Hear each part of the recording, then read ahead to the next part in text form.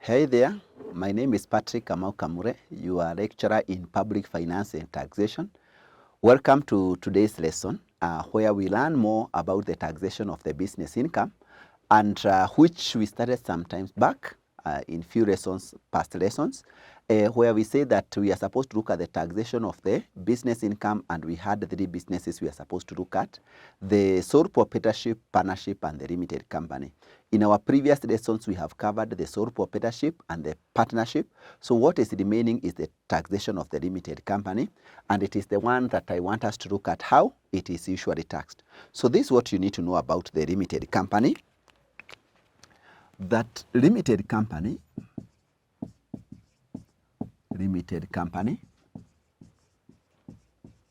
is considered to be a separate legal entity from the owners, and therefore taxed on its own income, and therefore taxed on its own income at corporate tax rate.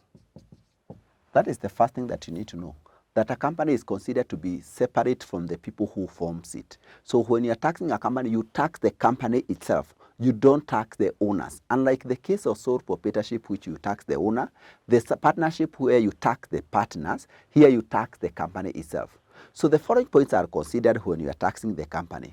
So points considered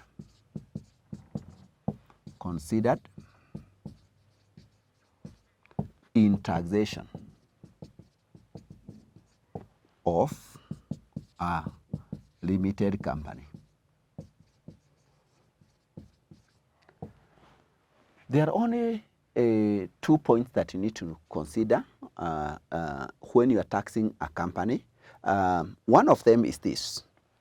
1, or A, determination of the taxable income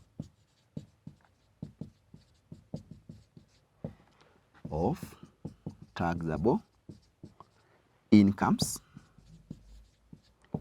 So this is determined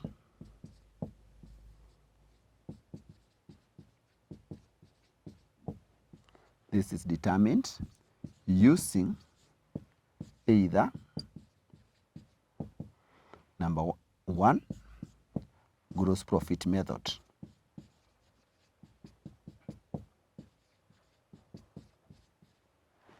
number 2, net profit method. So what we are saying here is that when you are determining the taxable income of a company, you just determine it in the same way as any other business, the way we have been using, either gross profit method, if you have not been given net accounting profit. If you have been given the net accounting profit, then you use the net profit method. It's the same thing. Point B to consider is that taxable income of company is taxed at the following tax rate.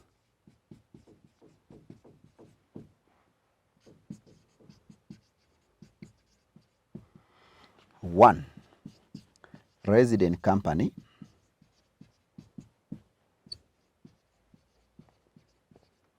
30%. Number 2, non-resident company,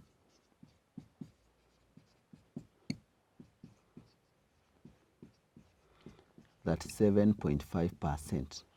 But note, so what we are saying is that when you determine the taxable income of a company, if it is a resident company, you tax it at 30% to get the tax to be paid. If it is a non-resident company, that's 7.5%, then you get the tax to be paid.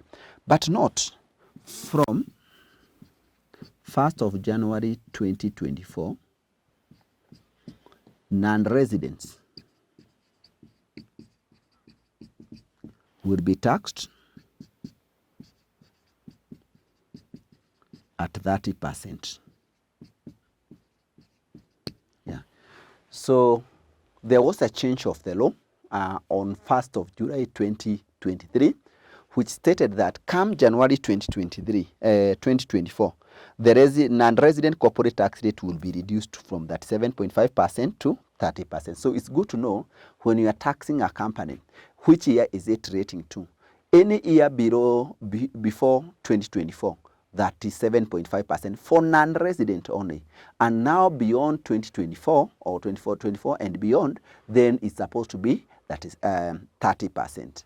That is all that you need to know. Otherwise, everything else that we have been talking about taxation of a business, in terms of the method, in terms of the taxable operating income, non-taxable operating income, allowable expenses, and non-allowable expenses remain the same. So now we look at a question. This is what the question says. Zahari Processors Limited presented the following statement of profit or loss for the year ended 31st December 2022. We have the turnover, cost of sales, gross profit, other incomes, provision for foreign exchange gain, gain on sale of motor vehicle, release of liability, refund of excess duty, investment income gross, total income, less expenses, purchase of trademark, a design of company website, director's fee, donation to charitable institutions, depreciation expense, marketing expense, management and professional fees, general expenses, legal costs, loan repayment, allowance for doubtful debts, impairment loss of property, a net profit for the year. Additional information number 1. On 1st April 2022, the company acquired the following assets: factory building, warehouse, processing machinery, rolling 4 tons, drainage system, saloon car. Number 2, management and professional fee comprised development of strategic plan, tax consultancy fee, audit fee, environmental assessment fee. General expenses include installation of neon sign, car grant to a director, installation of processing machine, staff Christmas party, retrenchment costs. Number 4, legal fee comprised defense against claim for breach of trade agreement, renewal of Kenya Association of Manufacturers membership fee, negotiating a bank loan, a preparation of employment contract, drafting lease agreement 60 years. Number 5, release of liability was in respect of a loan obtained from one director who decided to write off the loan as it was due for over 4 years. So we are required compute the total taxable profit or loss for Zahari Processors Limited for the year ending that 1st December 2022. So we want to get the taxable income. First thing that we need to ask ourselves, which method are we supposed to use? It's obvious that for this question we are supposed to use the net profit method because we have been given the income statement with net profit, but the key we have been given the net profit, or if we are given the net loss or net income, is the same. So we'll start.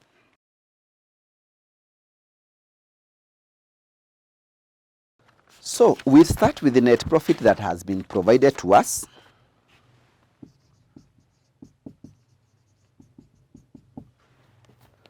Which we have, note that the items have been given shillings 1,000.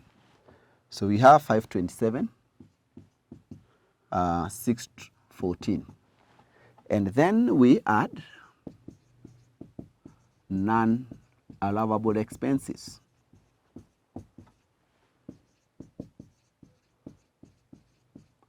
In P&L and taxable operating income,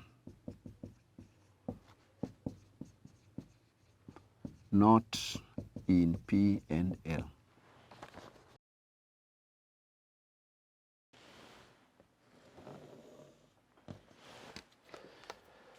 So, as we have been doing any question that we use the net profit method, we just need to go to the P&L, look for the non-allowable expenses there. The first expense in the P&L, purchase of trademark. Trademark is not allowable. The first expense in the P&L is trademark, which is not allowable. So we add it.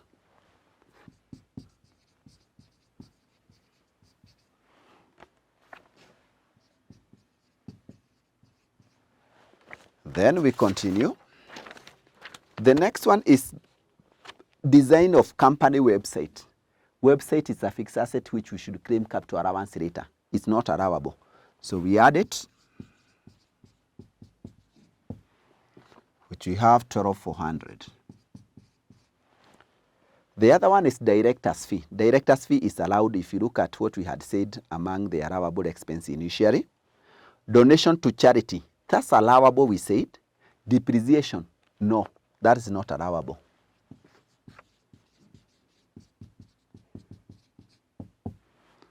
Depreciation, which we have that 240.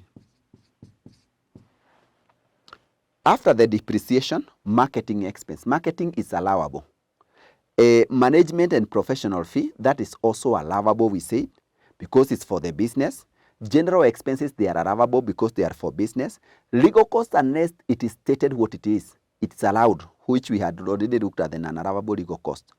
Loan repayment, no, that isn't allowable.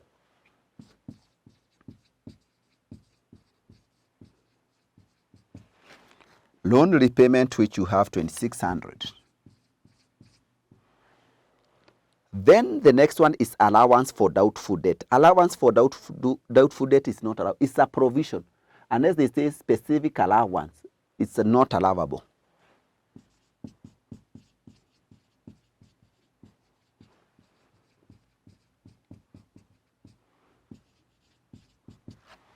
Which we have 2,250. The next one is impairment loss of property. We don't allow impairment loss. We don't. So impairment loss,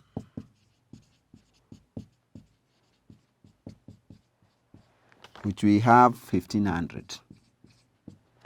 Seems we are done with non-allowable expense in P&L, but we need to go to the additional information, check if there is further analysis of expense in the P&L, and if there is a part that is not allowable.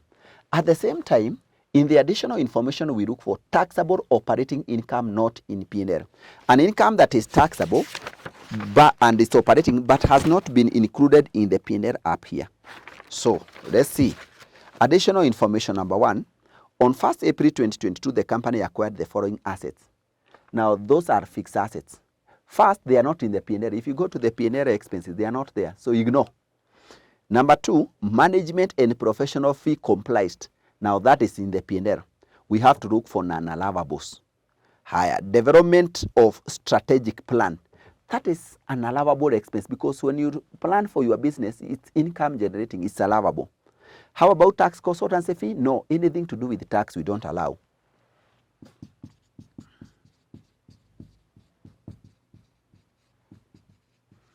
Tax consultancy fee, which you have 208. The next one is audit fee. Audit fee is allowed. Environmental assessment fee, that is supposed to be an allowable expense. Why? It is not income generating. We said any expense that is not income generating is not allowable. So environmental assessment,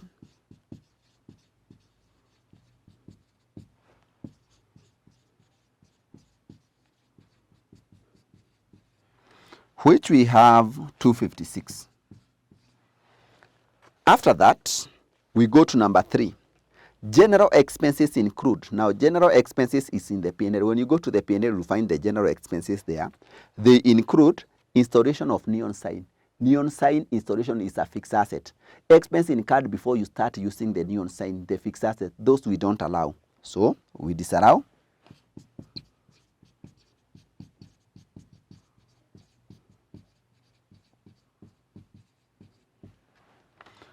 Which we have 820. The other one is car grant to a director, also not allowed because a grant to a director is a private, for private use. We don't allow.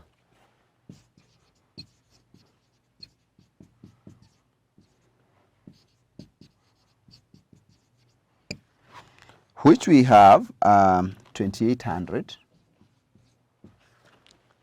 The other one is installation of processing machine. We don't allow installation of the process. They are fixed asset. Expense incurred before you start using fixed asset. We don't allow them.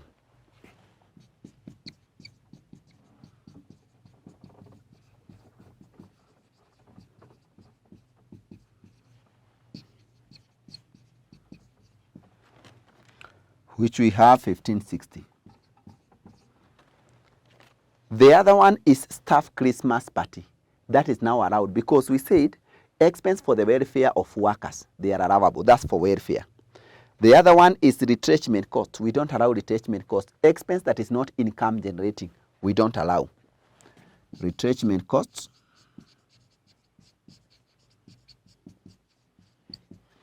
which we have 580. After that, we go to additional information number 4. Legal fee complies. Now, legal fee is an expense and it is in the P&L. We look for the non-allowable in it. Defense against breach of trade agreement. We don't allow breach of trade agreement. Breach of contract. We don't.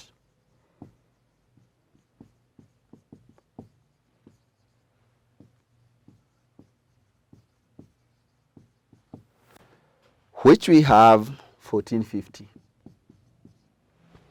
How about renewal of Kenya Association of Manufacturers membership fee? That's a trade association. We said anything paid to a trade association is allowable. Negotiating a bank loan, no. Bank loan cost, not allowed. Which we have 1168. 68. The other one is preparation of employment contract. That is allowed. We said so. Drafting at least 60 years. We said up to 99 years this is allowed. So we are done with legal. Number 5. Release of liability was in respect of a loan obtained from one director who decided to write off the loan as it was due over 4 years. Here we said, that's an income. The income you are interested with is the one not in P&L for now. For that one, if you go to the P&L, you'll find it as one of the income in the P&L, in the income statement. So we ignore because we want the one not in P&L. Now that we are done with the addition, we come to the deduction now, less. And we list 3 items as we said. 1, non-taxable operating income.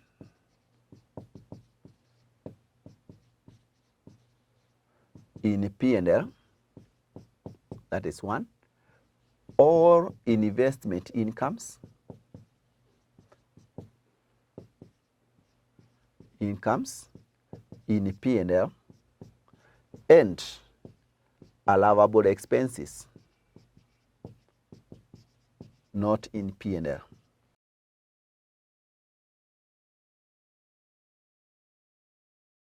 So what we do, or we said, we start with the first 2 items, non-taxable operating income in P&L and all the investment income in the P&L. So let's go to the P&L, look for an income that is there that is not taxable or an investment income that is there. Like, the first income we have is the turnover. Turnover is a taxable income. It's a taxable. After that, there is, because it involves sales, it's sales actually or revenue, what they do. Cost of sales, that's not an income. Right now, we are interested with the incomes. Non-taxable investment. Gross profit is as a result of turnover and cost of sales. Other incomes, which we have, provision for foreign exchange gain. Provision is actually unrealized. If it was just in foreign exchange gain or realized, then that's taxable. But provision is unrealized. So it's not taxable. We remove provision for foreign exchange gain, which we have 84,000. We deduct. The other one is gain on sale of motor vehicle. Income from selling fixed assets we don't tax. Deduct. So gain on sale of motor vehicle. Fixed assets income we don't tax. 28,000. The next one is release of liability. What was the liability about? We were told in additional information number 5, release of liability was in respect of a loan obtained from one director who decided to write off the loan as it was due over 4 years.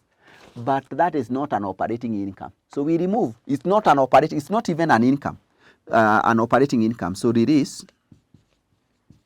of liability. Release of liability which you have, that's 2,000. Next, refund of excess duty. excess duty is not an income. You know, you are just being refunded the tax you had paid. It's not an income. So remove.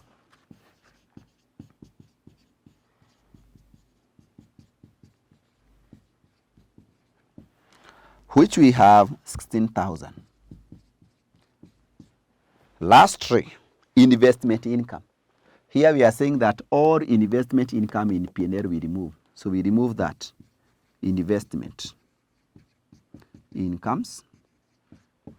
So investment income, which we have 24,000, we deduct. For now, up to this point, we are done. So what remains is for us to look for allowable expense not in P&L. An expense that is allowable, but if you go to the P&L, it isn't there. If it is not in the P&L, where is it? It must be in the additional information. So let's go to the additional information and check. Number one, on 1st April 2022, the company acquired the following assets. Well, those assets were not in the P&L, but themselves they are not allowable. What we allow in them is capital allowance or investment allowance. And there is nowhere we are told that this is the capital allowance to use. If you are not told, we said you compute yourself. So we start with, the first one is factory building. Factory building you claim at the rate of 50%. So capital allowance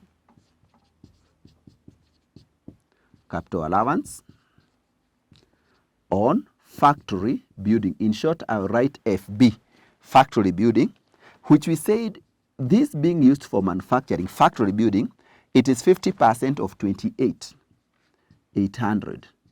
That will be 14,400, the capital allowance.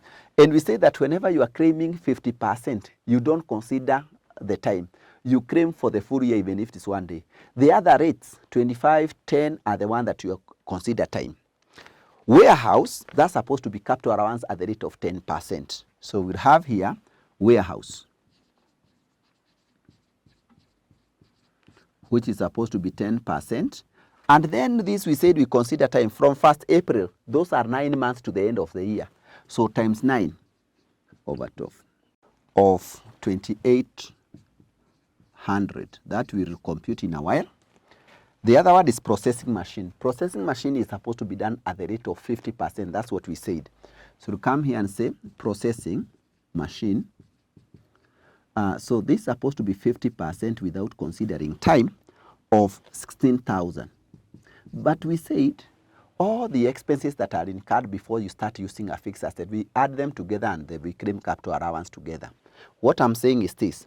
We had an installation of processing machine here, which we disallowed because it was relating to a fixed asset. Now, because they are the same, now we add it here, which we have 1,560.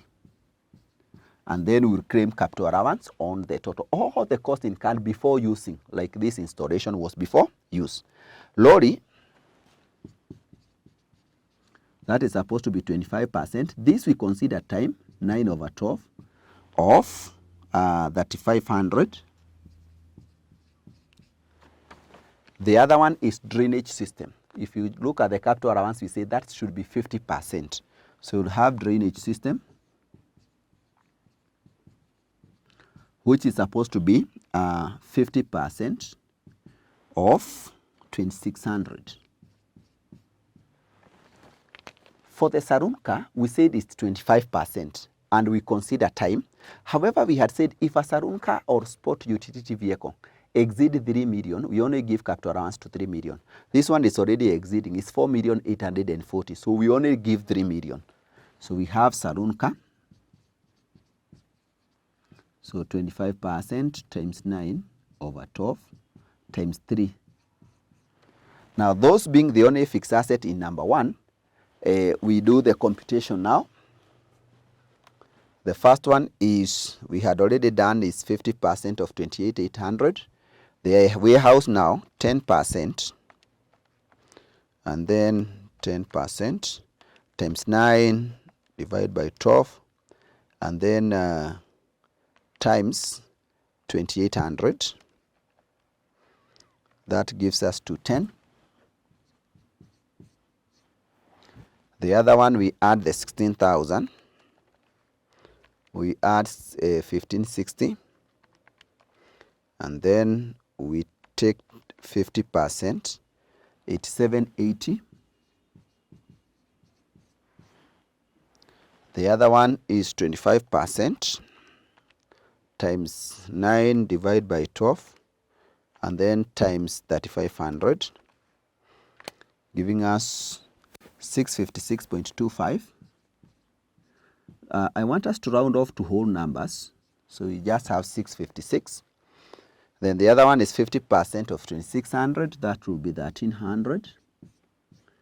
25% of 9 over 12 times 3, which gives us 562.5. So we round off to whole numbers, 563. Yeah. So we have been looking for allowable expenses not in P&L, and we were in number 1. We found fixed assets that were not in the P&L, and so we claim capital allowance. Let's check for any other allowable expense not in P&L. Number 2, management fee complies of the following. Now all those one are in the P&L, including the audit fee, development of strategic plan. All those were in the P&L through management and professional fee. We said if the heading is in the P&L, ignore. 3 general expenses is in the P&L. Legal fee are in the P&L. Number 5 is not an expense, it's an income. So what did we say? We said if you have not been given capital allowance, we now come back here. Of the expenses that we have added back, if there is a fixed asset, claim capital allowance. We disallow the fixed asset, you claim capital allowance. So in this case, we had a website. Trademark does not qualify for capital allowance. It's an intangible asset. Website is supposed to be at the rate of 25%. And then the other one that we had was neon sign installation. And then the one installation of machine which we had considered there. And there was no any other. So we'll come here, website, which we have 25%. Now this we haven't been told when it was acquired or utilized from. So we take 25% of 12,400. 12,400.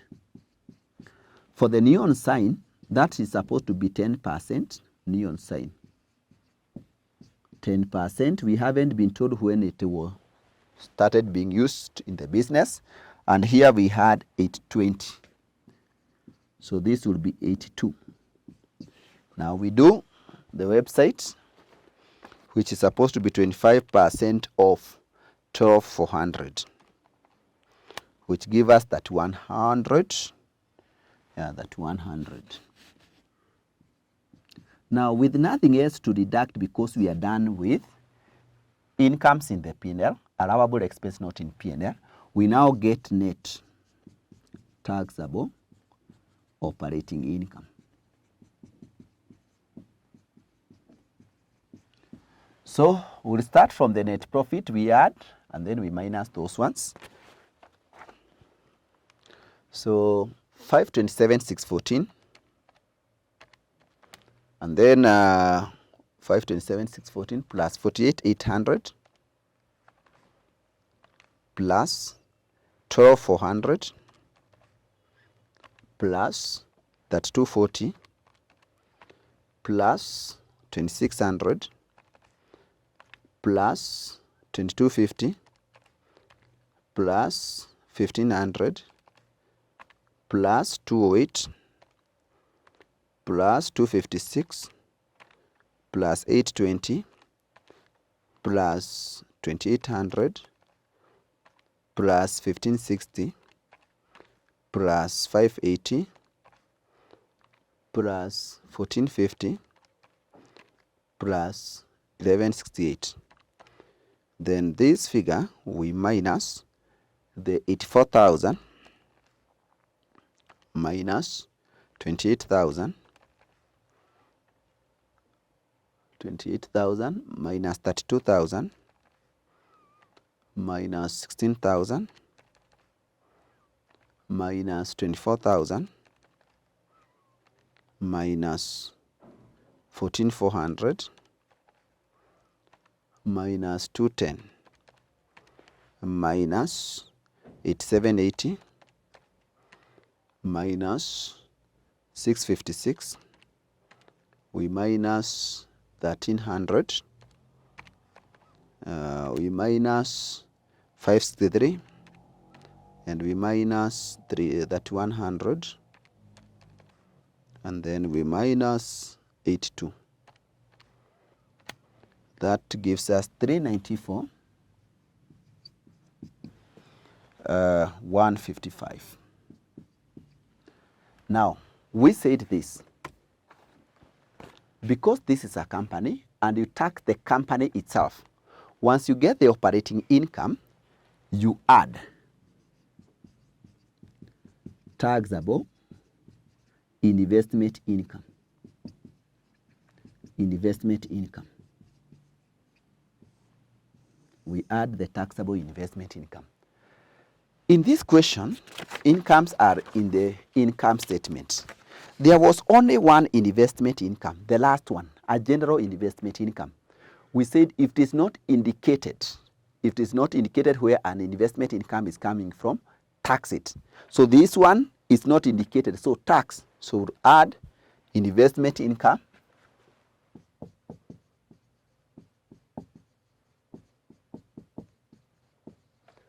which here we have been told it's 24,000. And since there isn't any other, this will give us the total taxable incomes. So we take the operating plus the investment incomes, which 394, 155, and then we add 24,000. That gives us 418, 155. Now, if you go to the required, we were supposed to get what?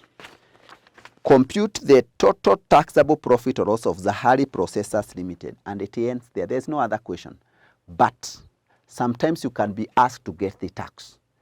Unless it is indicated it's an unresident or a foreign company, we said you tax at the rate of 30% because it's considered to be a resident. So tax, if tax was required, that is, if it was a requirement that we get the tax, so tax will be 30% of 418, 155,000. Now we add the zeros, the one that we had quoted here, because now we are outside of these zeros we had quoted. So we'll get 30% of 418, 155,000, which gives us 125, 446, 500. And so if you are asked to get the tax, that's what you do. So the taxation of the business ends there. And which case, in case you are told to use the gross profit method, or in case you have not been given the net accounting profit and you use the gross profit method, you just have the same. You just start with the sales, cost of sales, and other income, less allowable expense. Then at the end of it, you'll get the taxable operating income, add the investment, and then if you are asked to get the tax, you do the same. So it's all about whether you have been given the net accounting profit or not, then you know the method that you're supposed to use. So for now, we are going to stop there until our next lesson. So kindly below this video, there is some assignment question, attempt, and then you see if you can be able to do it the way we have done it. Thank you very much.